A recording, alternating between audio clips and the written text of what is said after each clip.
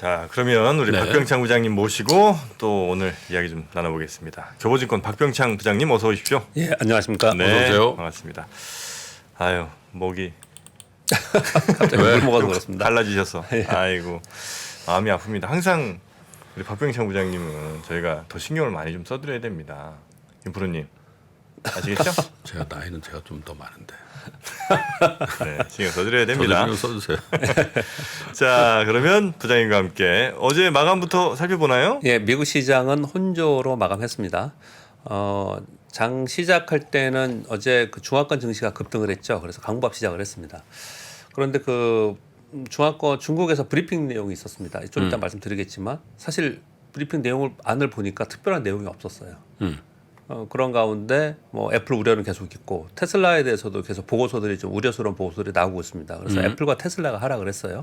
그러다 보니까 전세도 좀 끌어내리는 그런 부분이 좀 있었고요. 파월 의장 연설이 좀 대기되어 있죠. 그래서 지금 전체 시장에서는 지금 특별한 이벤트가 없다. 아까 권 기자님도 계속 그렇게 얘기하시는데 요즘에 빅 이벤트들이 없습니다. 근데 이번 주에는 PC도 중요하지만 파월 의장의 연설을 중요하게 보는 것 같습니다. 그래서 관망무리가 굉장히 짙은 그런 모습을 나타냈어요. 장 막판에 소폭 하락폭을 좀 줄이면서 마감을 좀 했습니다. 다행히. 그래서 다우가 0.01 강보합에 마감을 했고요. 나스닥은 지금 말씀드린 애플이나 테슬라 이런 종목들이 2% 1%씩 하락을 하면서 마이너스 0.59%로 나스닥은 하락, 나머지들은 약보합 강보합으로 마감을 좀 했습니다. 전반적으로 뭐 중국 영향 받으면서 상승을 했지만 뭔가 좀 시장에서 특별한 호재도 없고 그리고 지금 파월 의장의 연설 이런 부분들이 좀 노이즈로 작용을 하면서 뭐 조정 하락이 좀 있었다 이렇게 보시면 될 것 같습니다. 우리 시장은 어제 좀 걱정하면서 미국 시장이 하락을 했기 때문에 걱정하면서 시작을 했습니다. 그래서 어제 소폭 하락 출발했는데요. 곧바로 외국인들이 선물 매수가 들어오면서 비차익 프로그램 매수가 후속으로 들어오면서 시장 반등하면서 성공했습니다.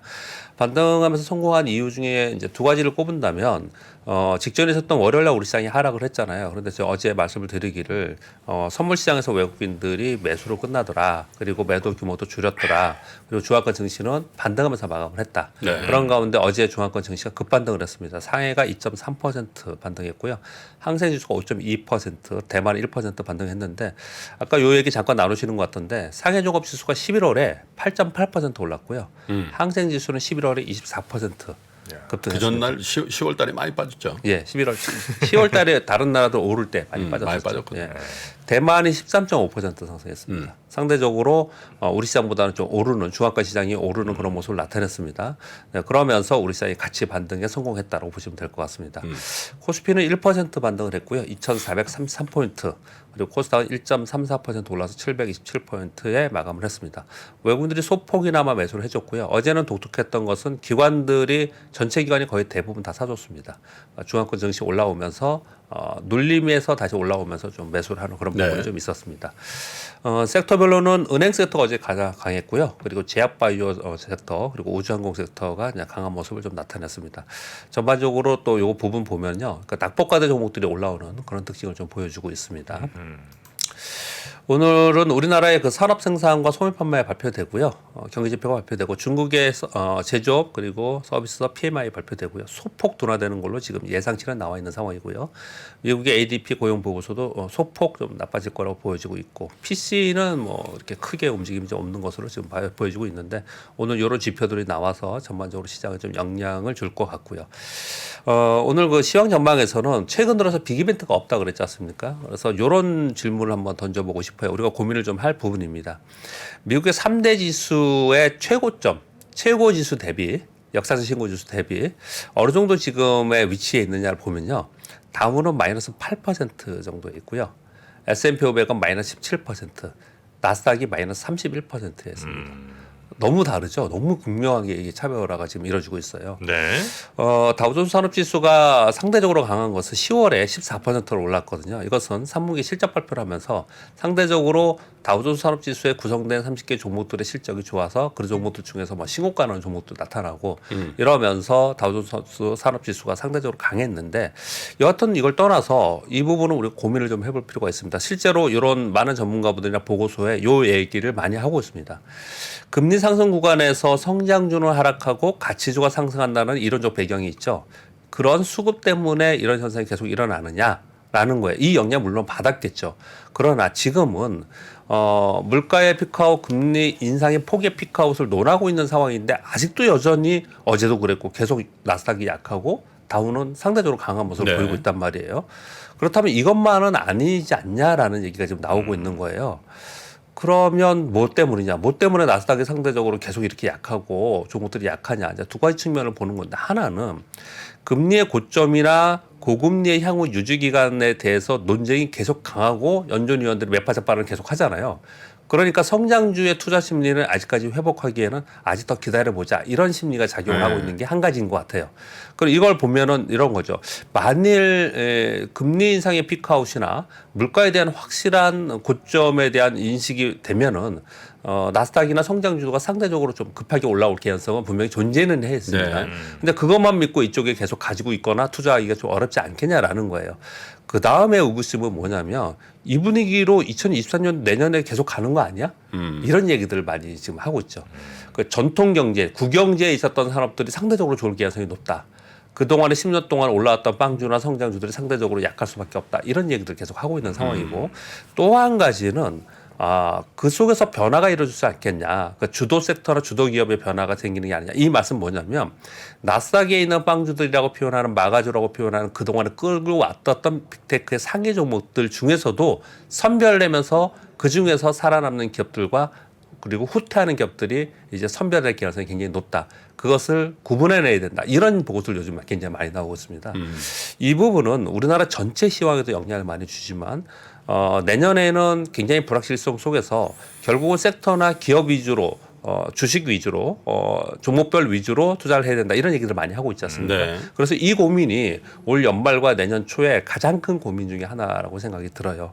여기에 대해서 우리가 지금 많은 전문가들의 내용을 들을 때 어디에 포커스를 맞추냐를 봤을 때 이 부분의 포커스가 굉장히 중요하지 않을까라는 생각이 듭니다. 네. 제가 오늘 이걸 가져오고 온 이유는 좀 전에 말씀드린 바와 같이 지금은 보면은 국제 수익률이 좀 떨어져 있고요. 환율도 좀 떨어져 있는 상황에서 이 정도 되면은 좀 지난번에 CPI 7.7% 발표하면서 나스닥이나 성장주들이 좀 올라갈 법하잖아요. 근데 그렇지 못하다는 거예요. 물론 지금 중국발 우려로 인해서 반도체주 일부 종목들 그리고 애플 이런 우려로 인해서 그런 종목들이 약한 부분은 분명히 있습니다. 근데 전반적으로 봐서도 그렇다라는 거예요. 네. 그래서 이 흐름대로 갈 거냐 아니면 분명히 뭔가 변화가 생길 거냐는 분명히 구분을 하고 우리가 섹터를 보고 내 보유 종목들을 전략적으로 관리해야 된다. 이 부분을 좀 말씀드리고 싶어서 네. 제가 질문을 좀 던졌습니다. 이 부분 말씀드리겠고요.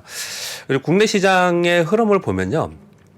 제가 지수를 일부러 21도 평균선이 2,408포인트입니다. 20주도 평균선이 2,370포인트입니다. 이렇게 좀 말씀을 드리는 이유는 거기를 지켜내면서 갔을 때 시장이 강세로 갈 수 있는 거거든요. 근데 시장이 거기를 자꾸 지키려는 노력을 지금 현재는 하고 있습니다.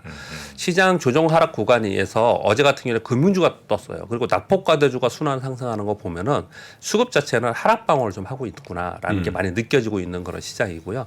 그리고 지난번에 우리 두 차례 급반등을 하고 나서 그리고 나서 급락을 했기 때문에 이번 반등하는 구간에 제가 한번 읽어드린 적이 있어요. 보고서들 중에 이번에도 급락 나올 거다. 이번에 급락 나오면 이번에는 2,050포인트까지 급락한다. 이런 보고서들이 많이 있었거든요. 근데 이번에는 그런 급락이 아닌 반등 후에 등락하면서 연말과 연초를 볼 가능성이 좀 높아지고 있는 수급적 여건이 지금 이루어지고 있다. 그렇게 좀 우리 시장은 보시면 될 것 같습니다. 연말 급락 가능성. 네, 그런 얘기 계속 나오고 있잖아요. 근데 지금의 수급을 보면은 지금 떨어지면 납폭과대주 올라오고 또는 시가총액 상위 종목의 은행주들을 끌어올리고 이렇게 순환하는 것들을 봐서는 이렇게 예전처럼 갑자기 다 모두 다 두들겨 맞으면서 내려오는 이런 부분들은 좀 이제 사라지고 있다. 네. 이렇게 말씀 좀 드리고 있는 예. 것입니다. 뉴스들이 좀 몇 가지가 많이 나왔는데요. 좀 빨리 말씀드리도록 하겠습니다. 어제 중국 코로나 정책 관련 브리핑 이게 가장 핫 이슈였습니다. 내용은 요거였습니다. 봉쇄를 해도 빨리 해제하도록 노력하겠다. 백신 접종을 가속하겠다. 별거 아닌 게 내용이지 않습니까? 근데 시장에서는 어떤 의미로 받아들이냐면 요번에 시위를 주도했던 것이 소상공인이 주도해서 정책 당국에서 위드 코로나 정책의 일부 후퇴하는 게 아니냐. 좀 완화적으로 가는 게 아니냐라는 시장의 기대감이 좀 있는 거고요. 이 부분은 내년 중국 경기 전망에 굉장히 큰 중요한 요인입니다. 그래서 시장에서 굉장히 중요하게 생각을 하고 네. 그 정책 변화의 신호를 뭘로 볼 거냐의 자료들 중에서 이런 내용들이 나와 있습니다. 지금 그 mRNA 백신에서 우리 맞고 있는 모더나나 파이자나 이 백신 있잖아요. 이게 미국하고 독일 거잖아요. 근데 중국은 자기네 자체 백신을 개발해서 그걸 맞으려고 지금 하고 있는 거지 않습니까? 그런데 미국이나 독일의 백신을 도입해서 맞춘다라는 것이 나오면 이건 정책 변화의 신호가 될 수 있다. 이런 내용들이 좀 있어요. 이거 중요한 시그널이 될 수 있을 것 같아서 여러분께 좀 소개를 드리겠고요. 네. 어제 미국 시장, 중국 시장이 그리고 특히 홍콩 H나 이런 게 급반등했던 것은 다행스럽죠. 우리 ELS나 이런 것 때문에 걱정을 많이 했는데 급반등을 좀 해줬습니다. 그런데 그 이유 중에 하나가 요 브리핑도 있지만 어제 부동산 구제책 발표가 나왔었어요. 내용은 뭐였냐면요. 상장 부동산 기업의 M&A나 유상증자 등의 재무적 자금 조달 금지 조치가 있었어요. 그동안에. 근데 이게 해제시켰습니다. 그래서 부동산 업체의 유동성 공급을 해주려고 하는 그런 정책 변화가 나타났습니다. 그래서 어제 홍콩에 있는 항생에 있는 부동산 지수가 7% 있다 급등하는 폭등하는 그런 모습을 나타냈거든요. 이런 부분들이 전반적으로 반영을 하고 있다라는 거예요. 이 부분은요 왜 이게 우리가 주의 있게 봐야 되냐면요 중국 시장의 영향도 많이 받고 섹터별로 영향도 많이 받지만 전 세계의 뭐 IMF나 IBRD나 뭐 이런 데에서 OECD나 이런 데에서 중국 그 경기지표 GDP나 이런 거 발표할 때 이 중국의 부동산이나 정책, 코로나 정책 이것에 의해서 그게 굉장히 기복이 심합니다. 그래서 이것이 어떻게 움직이느냐에 따라서 중국의 내년 경제가 변화가 될 것이 거기에 우리는 연동하기 때문에 중요하다 말씀을 드리겠습니다. 파이낸셜 타임즈에서 신용평가사인 무디스에서 자체 모델로 평가를 해봤더니 지난 10월에 글로벌리 CPI가 12.1%였는데 소비자 물가 지수가 그 모델로 그대로 봤더니 이게 정점이더라. 라는 발표가 공식적으로 좀 나왔어요. 이런 얘기 이렇게 그렇게까지는 강하게 나오진 않잖아요. 근데 이번에 정점으로 이제 점차 하락할 거다. 이런 내용들이 좀 나왔다라는 부분 말씀드리겠습니다. 네. 요즘에 전기차하고 배터리, 전기차 중에서는 배터리 중에서 LG 에너솔루션과 포스코케미칼의 신고 지수 찍었잖아요. 신고 가격 찍었는데요. 나머지 종들이 따라 올라오면서 올라갔다 내려갔다 그런 모습이 나타났었는데 최근에는 그 주변에 있는 부품이나 또는 무선미 이동 충전 기술과 관련된 기업들 이런 애들이 더 많이 올라가고 있어요. 그래서 전기차 인프라 시장 여기에 관련된 종목들이 많이 올라오고 있어서 이것도 지금에선 이슈가 되고 있다라는 거고요. 저는 이 수치는 사실 정확히 잘 몰랐었는데 올해 10월 말 기준 우리나라 전기차가 36.5만 대로 전체 등록 차량이 1.4%뿐이 안 된다 그러네요. 우리나라 침투율이 제일 떨어지는 것 같아요. 이렇게뿐이 안 된다고 충전기 그러네요. 이런 게 인프라가 없으니까 뭐. 예.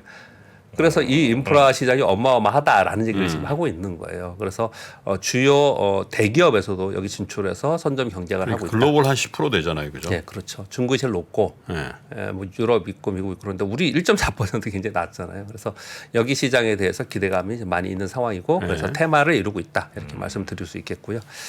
전기신문에서 좀 의미 있는 그리고 생각해볼 만한 자료가 하나 나왔는데요. 전고체 배터리 얘기하잖아요. 네. 이게 뭐 배터리 시장에 뭐 소위 게임 체인저다, 뭐 평정할 거다 이런 얘기 많이 하고 있고 전고체 배터리를 혼다가 가장 뭐 앞서가고 있다 이런 뉴스들을 많이 접하고 있고 막연하게 전고체 배터리가 나오면 다 이제 뭐 이걸로 다 할 거다 이렇게 얘기를 많이 했었거든요. 그런데 전고체 배터리는 어떤 건지 여러분 아시죠? 우리나라 산자부에서 2026년까지 상용한다 이렇게까지 발표를 했던 것이에요.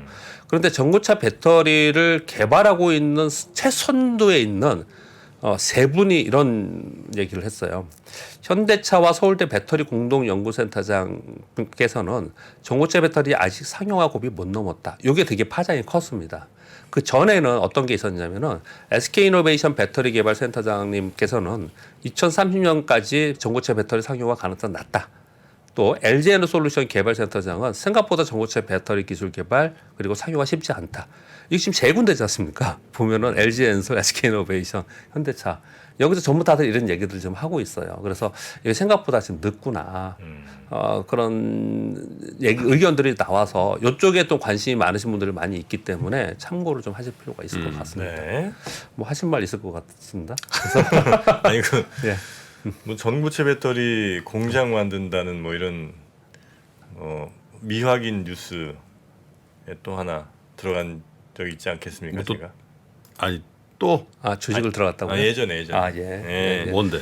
예? 뭐야? 아이 또 종목도 그렇게 말씀을. 예. 그래서 이제 들어갔는데 뭐 저는 그때 얘기로는 뭐 한 내후년쯤이면 나올 것 같은 분위기더라고요. 아니 한 2020년도에도 예. 뭐 일본에 누가 개발하고 뭐 예. 우리 SD에 맞아. 심지어는 SDS도 하고 뭐 일본 어디 도요타인가 어디가 다 이미 만들어 놓고 지금 이제 자기는 하이브리드 차량 다 팔고 이걸로 그때 타이밍 맞춰서 들어간다 이런 얘기까지 나왔었어요. 정말 이 가짜 뉴스 만드는 놈들은 근데 뭐 잘 돼야겠죠. 그렇지만 네. 쉽지 않다더라. 이런 말씀을 좀 전해드리는 거고요. 그리고 쿠팡이 3분기에 흑자 전환한 뉴스 있었지 않습니까? 있었죠. 네. 그러면서 혁신의 시즌 2는 로봇으로 간다라는 발표가 나왔습니다. 그래서 풀필먼트 센터가 있지 않습니까? 대구에 지금 대규모로 지금 하고 있는 그쪽에 AI 물류 로봇을 투입해서 포장과 배송 차량까지 10분 이내로 간다. 아마존과 이걸로 대결한다. 이런 얘기들 지금 하고 있는 상황이에요. 그래서 향후에 로봇 등 물류 자동화에 40억 달러 투자 예정이다. 이렇게 지금 얘기를 좀 하고 있는 상황입니다. 그리고 어제 건설주 중소형 건설주나 그리고 이제 제가 항공주도 많이 오르긴 했는데요. 어제 이 뉴스가 굉장히 돌아다니면서 관련돼서 또 테마가 이루어졌습니다. 사우디의 킹살만 국제공항을 건설한다. 블룸버그 발 뉴스가 좀 있었고요. 관광 산업의 확대를 위해서 세계 최대 규모의 국제공항 건설을 추진한다. 그래서 그럼 국제공항 건설하는데 관련된 건설주는 뭐냐? 그러면서 거기 관련된 종목들이 어저께 상당폭 강하게 좀 움직였습니다. 이 말씀을 좀 드리겠고요. 네. 1조 달러를 투자한다고 합니다. 실제로 이렇게 이게 실현이 되는지는 추적을 해봐야겠지만. 근데 저기 저렇게 큰 공항 지어놓으면 누가 가냐 이거지. 가야지. 너무 시장에서. 좀 말만 너무 센 것 같아.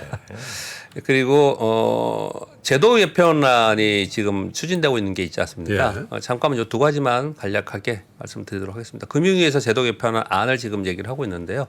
IPO 제도 개선에 대해서는 주관사가 증거금 납입 능력에 따라서 적정한 배분을 한다라는 일반적인 얘기가 좀 있었고요. 상장일 가격 변동 그 따상 있잖아요, 따상. 요걸 네. 방지하기 위해서 상장일 당일 날 90%에서 200%의 변동폭을 60에서 400%로 변동폭을 늘려서 오. 상한가 가지 못하게 하겠다. 이런 얘기를 했는데 아니 근데 저게 그 취지에 맞는 개선인가? 그래서 저도 보면서 오히려 낮춰야 되는 거 아니에요? 그날 너무 그 어떤 시장 분위기나 이런 거에 좀 휩쓸려서 막 너무 쏠릴 수 있으니까. 400%까지 된다고? 근데 문제 이런 거지 않습니까? 지금 미국은 상한가가 없으니까 뭐 그렇긴 사실은 딱 이제 적정 가격을 이제 찾아서 있다가 또 빠지고 이제 그날도 그런 움직임이 나타나고 있는데 아, 우리는 이게 상한가 상한가- 보기 작으니까 상한가 그냥 문 닫아 버리고 다음날 또 상한가하고 그런 요인이 좀 있지 않냐 수급적 요인에서 이렇게 얘기를 하는 것 같아요. 근데 지금 따상이라는 게 따블 그래 200%된 상황에서 상한가에서 예, 상한가. 예. 그 다음날 상한가고 뭐 이런 것도 그래서 그날 30% 오르는 걸로 끝나서 예, 예. 그 다음 날 또 따상이 된다. 예. 지금 그거 걱정할 때는 아니신 것 같은데. 근데 이렇게 지금 정책의 안이 좀 나오고 있다고 표현을 하는데요. 근데 요거는 실제로 초창기에는 어느 정도 효과가 있을 개연성은 있습니다. 참고로 좀 말씀드리면 기억날지 모르겠지만 저희 예전에 증권사에 처음에 입사했을 때 상한가 4%였다가 4%에서 몇 퍼센트? 8% 됐다가 12%. 12% 됐다가 그 다음에 30%. 네, 30% 그랬잖아요. 그래서 상한가 없을 거다 그랬어요. 네. 근데 여전히 상한가 많이 나오는 그런 상황이지 않습니까? 전보다는 많이 줄었지. 많이 그렇지. 줄었죠. 많이 줄었죠. 그래서 이런 일단 정책들이 30% 상한가 치면 팔게 되더라고. 그렇죠. 지금은 거기 올라와서 파는 옛날에 4% 때는 상한가 따라잡 무조건 상한가면 그냥 상따 전략. 예, 예. 예. 그러니까 이제 이런 내용들이 나오면은 전문적으로 이런 투자를 하는 사람들 투자 전략이 달라지겠죠. 거기에 맞춰서 주가 움직임도 달라지겠죠. 예. 그래서 우리는 알고 있어야 되는 내용입니다, 사실은. 그리고 외국인 투자 등록제 폐지한다는 내용은 뭐 해야 되지 않을 거라 생각을 하고요. 저거는 저기 선진국 지수 가려고 하는 것 같은데 저건. 예. 우리나라가 외국에 할 때 뭐 등록하고 그런 건 아니잖아요. 그러니까. 근데 제외 거주기는 뭐 상임 주문이 대리인 뭐 선정해야 되고 막 이러거든요. 좀 복잡한 게 있어요. 네, 그런 부분들을 좀 폐지하려고 준비하는 미국에 것 사는 같고요. 개인 투자자도 우리나라 투자하려면 이렇게 힘들어요? 외국인 투자 등록해야 되고요. 심지어 비거주 외국인들은 상임 대리인 선정을 합니다. 아 그래요? 예, 예, 그런 것들이 좀 있어서 근데 한국 분이라도 저 비거주자, 맞습니다. 저 해외에서 체류하는 분들 있잖아요. 그분들도 힘들다는 얘기죠. 예, 제 고객분들도 뭐 중국에 있거나 외국에서 오신 분이 있어요. 캐나다에서 오신 분이 있거든요. 그러니까 한국 국적인데 국적이 아니고 한국 국적이 국적이 아닌 거죠. 아닌? 네, 아. 아닌 거죠. 예. 그런 부분들 좀 개선하려고 하는 것 같고요. 마지막 세 번째는 여러분 다 아시죠? 배당 확정을 주주 결정한다. 요 내용하고요. 하나만 더 말씀드리겠습니다. 전부터 이 내용이 계속 있었는데 별로 그렇게 중요하지 않게 생각해서 말씀을 안 드렸었는데요. 1월부터 호가 단위가 변경됩니다. 요 표를 여러분 다운로드 받아서 호가 단위 이제 변경의 내용을 보셔야 되는데 이거 지금 서로 의견이 좀 다른 분분한 내용은 있습니다. 이렇게 되면 이 공매도 세력들이 더 촘촘하게 공매도 하는 거 아니냐 뭐 이런 얘기들이 좀 부정적인 내용도 좀 있는 건데요. 네. 이렇게 하는 이유는 전반적으로 한 호가의 갭이 예를 들어서 뭐 1,000원에서 5,000원짜리나 10,000원에서 50,000원짜리 사이에 10,000원짜리 주식이 50원 가면은 0.5%잖아요. 그러면은 0.5%면은 원틱이나 투틱 먹기의 알고리즘 매매들이 성행합니다. 그래서 그걸 줄어들게 해가지고 네. 비용을 감안했을 때 수익이 안 나는 거에 돼야지 알고리즘 매매들이 좀 거기서 움직임의 폭이 좀 없어지거든요. 이런 것들을 좀 개선하는 그런 방안이에요. 그래서 이렇게 많이 바뀌면 아주 촘촘하게 호가가 발생이 좀 되면 호가 갭에 의한 알고리즘 매매들은 조금 더 줄어들 가능성은 있고 이거는 우리나라도 알고리즘 매매 굉장히 많이 하지만 해외 알고리즘 매매 어마어마합니다. 조 단위로 하거든요. 우리도 코스닥 종목들요. 네. 그런 종목들에 대해서 아마도 좀 변화가 좀 일어날 가능성이 있습니다. 그래서 여러분들도 이걸 참고하셔서 이렇게 만약에 변화가 생기면요. 좀 전에 아까 그 제도도 그렇고 지금 이런 제도도 그렇고 그러면은 주가 움직임 좀 달라져요. 주가 움직임이 예전에 우리가 생각했던 주가 움직임하고 좀 패턴이 달라지기 때문에 그런 부분들을 왜 주가가 왜 이렇게 움직이지? 과거와 다르게? 저렇게 하면 거래가 좀 느는 효과가 있을까요? 그런 효과가 있겠죠. 아, 촘촘해지면? 네. 그래요? 그래서 있겠죠. 근데 거래가 느는 게 개인 투자자들 단에서 느는 게 아니라 그 알고리즘 매매라든지 예. 저 시스템을 갖추고 있는 예. 외국이나 기관 투자가들에 의한 거래가 늘 가능성이 있는 거 아니에요? 그것도 어찌 있겠지만 이제 수익을 내기가 좀 더 힘들어지는 거지 않습니까? 이 부분에 있어서요. 네, 그래서 전체적으로 호가 갭을 좀 줄이려고 하는 노력을 좀 하는 것이다라는 것도 이제 취지인 것 같습니다. 그래서 제가 지금 말씀드리고 싶은 거는 이런 정책 변화를 가지고 온 이유는 과거 경험으로 보면 정책이 변했을 때 그것을 정책 변화를 딱 이용해서 투자 전략이나 알고리즘의 시스템을 변경시켜서 거래가 되는 경우가 많았거든요. 그러니까 주가 움직임 변화가 나타날 가능성이 있다. 이건 참고로 우리는 알고 있어야 된다라는 취지입니다. 네. 말씀드리겠습니다. 자, 오늘 여기까지 우리 박병 장부장님과 함께 했습니다. 박병 장부장님, 내일 아침에 뵙죠. 대단히 고맙습니다. 감사합니다. 보시면 이제 여기 다이어리가 떡상내드. 네, 다이어리가 들어 있습니다. 작년에 다이어리를 출시해 여러분과 함께 모은 다이어리 판매금을 청소년의 자립을 지원하는 데 전액 기부했었는데요. 올해도 2023년 다이어리와 함께 따뜻한 연말을 만들어 보려 합니다. 3프로TV 다이어리와 2023년의 시작을 이웃과 함께 나눠보시기 바랍니다. 자세한 구매 방법은 영상 하단 댓글을 확인해 주십시오.